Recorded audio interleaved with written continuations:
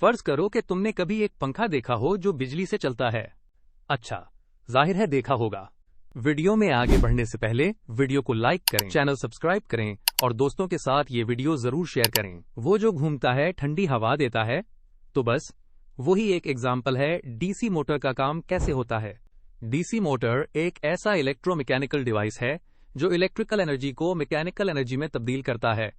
मतलब बिजली लो और इसे घुमाव में बदल दो। जैसे पंखा चलना शुरू हो जाता है या टॉय कार हरकत करने लगती है। डीसी मोटर का स्ट्रक्चर तकरीबन वैसा ही होता है जैसे डीसी जनरेटर का, लेकिन फर्क यह है कि जहां जनरेटर मैकेनिकल एनर्जी से बिजली पैदा करता है, वहां मोटर बिजली लेकर हरकत पैदा करता है। यानी उनके रूल्स उल्टे हो जाते हैं। इनपुट और आउटपुट की जगहें बदल जाती हैं। अब बात करते हैं इसके अंदर क्या होता है। एक रेक्टेंगुलर कॉइल होती है जिसे ABCD कहते हैं, और ये रखा जाता है दो मैग्नेट्स के दरमियान, जैसे एक तरफ नॉर्थ पोल और दूसरी तरफ साउथ पोल। अब सोचो कि इस कॉइल में करंट गुजारा जाए। जैसे ही करंट स्टार्ट होता है, कुछ साइड्स ऑफ द कॉइल पर मैग्नेटिक फील्ड की वजह से फोर्स लगना शुरू हो जाती है। साइड्स BC और DA पर करंट का डायरेक्शन मैग्नेटिक फील्ड के पैरेलल होता है, तो वहां कोई फोर्स नहीं लगती। वो साइड बस खामोशी से मौजूद रहती हैं, जैसे क्लास में वो बच्चे जो ना सवाल करते हैं ना जवाब देते हैं। लेकिन AB और CD वाली साइड्स, यही वो मेन प्लेयर्स हैं। साइड AB जो कि साउथ पोल के करीब होती है, उस पर एक फोर्स लगती है नीचे की तरफ। अब यहां आता है काम फ्लेमिंग्स लेफ्ट हैंड रूल का, या अगर वो मुश्किल लगे तो राइट हैंड स्लैप रूल भी इस्तेमाल किया जा सकता है। बस अपने हाथ को ऐसे रखो कि थंब, इंडेक्स फिंगर और मिडिल फिंगर तीनों 90 डिग्रीज पर हों। डायरेक्शन खुद समझ आ जाएगी। दूसरी साइड यानी CD पर फोर्स इसके ऑपोजिट डायरेक्शन में लगती है, यानी ऊपर की तरफ। अब सोचो, एक तरफ फोर्स नीचे की तरफ, दूसरी तरफ ऊपर की तरफ, क्या होगा? पूरी कॉइल घूम जाएगी। जी हाँ, यही टर्निंग इफेक्ट होता है, और इसी टर्निंग को हम मैकेनिकल मूवमेंट कहते हैं। यही तो मैजिक है डीसी मोटर का। एक सिंपल सी चीज जो हमारे इलेक्ट्रिक टॉयज, फैंस और यहाँ तक के कुछ ट्रेन्स तक को हरकत देती है।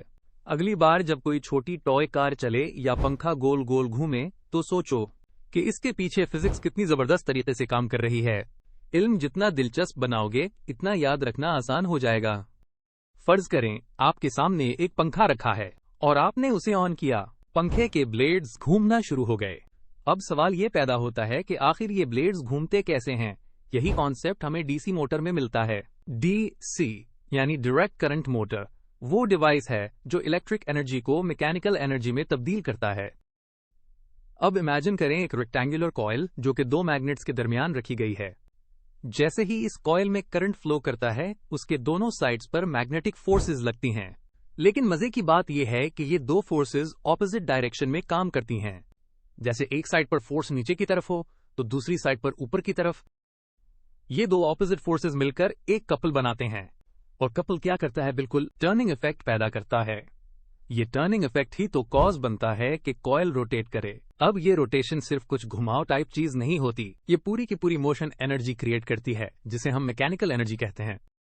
अब सोचें, अगर यही कॉन्सेप्ट आप अपने साइंस प्रैक्टिकल में मूविंग कॉइल गैल्वेनोमीटर पे अप्लाई करें। जी हाँ, वही छोटा सा मीटर जो हम सर्किट करंट डिटेक्ट करने के लिए यूज करते हैं। इसमें भी यही टर्निंग इफेक्ट यूज होता है, but in a very sensitive way, ताकि हम टाइनीएस्ट करंट भी डिटेक्ट कर सकें। तो जब भी आप फ्यूचर में कोई टॉय कार देखें जो बैटरी से चलती हो, या कोई इलेक्ट्रिक फैन, याद रखें कि उसके अंदर यही सिंपल प्रिंसिपल छुपा हुआ है। A current carrying coil placed in a magnetic field creates a force, और वो फोर्स मोशन में कन्वर्ट होती है।